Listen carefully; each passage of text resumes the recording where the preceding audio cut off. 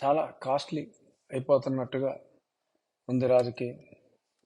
మరి పేపర్లో చూసాం 180 కోట్లు ఒక ఎంపీ అభ్యర్థిని అడిగినట్టుగా మనం చూసాం విశ్రా రైకాపా పార్టీ వాళ్ళు. అలాగే నిన్ననే నాకు ఒక సంగతి తెలిసింది, ఏదో 30లు 40లు అడుగుతున్నారు అనుకున్నా.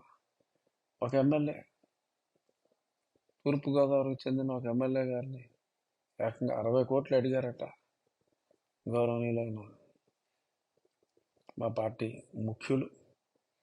ఈ 60లు ఏంటి, ఆ 180లు ఏంటి? ఒకవేళ ఎవడైనా ఇచ్చి వస్తే ఆడు ఏ రేంజ్లో దోపిడీ చేస్తాడు?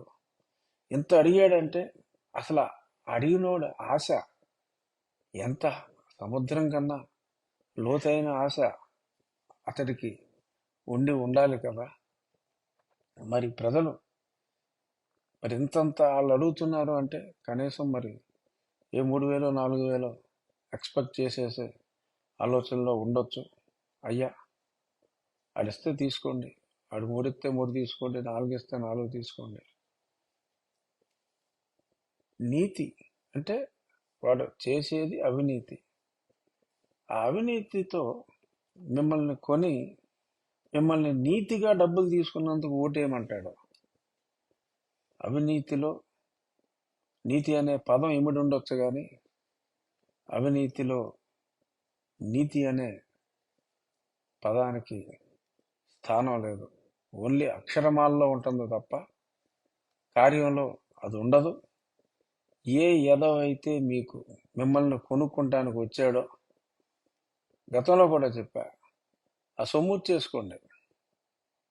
అంతేగాని ఇచ్చిన ఆ మై సన్కి దయచేసి ఓట్లేయకండి. ఈ ఖరీదైన రాజకీయానికి ఫుల్ స్టాప్ వేద్దాం. ఏదో రకంగా అటువంటి సొమ్ములు అడిగి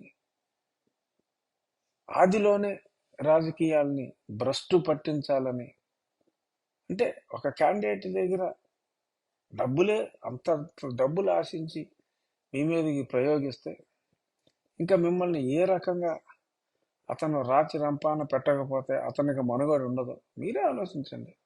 సో దయచేసి అటువంటి వారిని, అటువంటి పార్టీల్ని,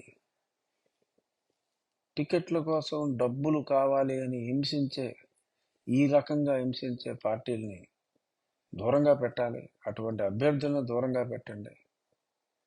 అవినీతికి అవినీతితోనే సమాధానం చెప్పండి. సొమ్ము చేసుకోండి, ఓటేమాకండి. వాళ్ళు చెప్తారు నీతిగా ఉండండి, నాకు నచ్చిన దేవుడి మీద, మీకు నచ్చిన దేవుడి మీద ప్రమాణం చేయండి అని. వెళ్ళిన వెంటనే ఒకటి తీసి గట్టి మీద పెట్టేయండి. మీరు దయచేసి న్యాయంగా ఉండండి, చట్టాన్ని గౌరవించండి. డబ్బులు తీసుకుంటే తీసుకోండి, కానీ దయచేసి ఓటేయొద్దని.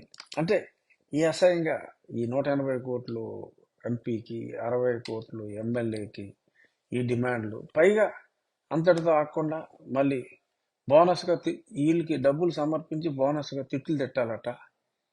మరి ఆ తిట్లు నేర్పించడానికి కూడా అక్కడ తిట్ల గురువులు ప్యాలెస్లోనే ఉన్నారట. వాళ్ళే స్క్రిప్ట్ రాసిస్తే ఆ స్క్రిప్ట్ ప్రకారం చదవాలంటే కూడా చాలామంది తమ విముఖత చూపిస్తున్నారట. ఇది మంచి పద్ధతి కాదు. మారండ్రా, మారగలిగితే మారండి. సో ఈ చిన్న విషయం చెప్పడం కోసం, నీలిమోక ఎంత దాడి చేసినా జరిగిన పొత్తుని మీరేం పీకలేరు, జరగబోయే పొత్తుని మీరేమి ఆపలేరు అని చెప్పి నీలిమోకకి చెప్పటం కోసం, ఆ నీలిమోక వార్తలు విని బాధపడొద్దు అని చెప్పి, మళ్ళీ వీళ్ళు ఎక్కడ వస్తారో అని భయపడొద్దు అని చెప్పడం కోసం ఈ రచ్చబండ. నమస్కారం.